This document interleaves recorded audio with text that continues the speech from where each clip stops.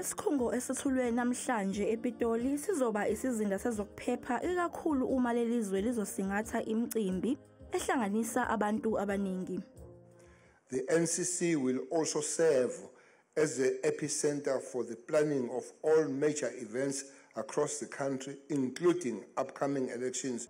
Nakuba bezindaba bebengavunyelwe ukuba bebone lesi sikhungo ngaphakathi, kodwa ungqongqoshe wamaphoyisa uBhekicele uthi lesi sikhungo sinobuchwepheshe obuzokhuphula izinga lokuphepha kuleli.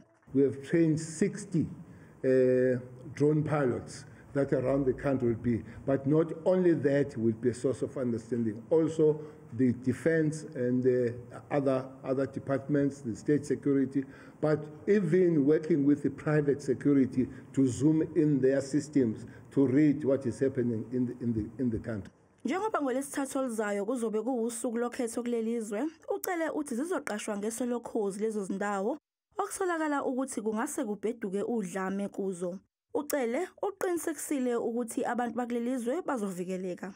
We've met every station commander in the country, the intelligence world, both the police, the army and the state security have informed us of those hotspots. Those hotspots up to this point there are 632.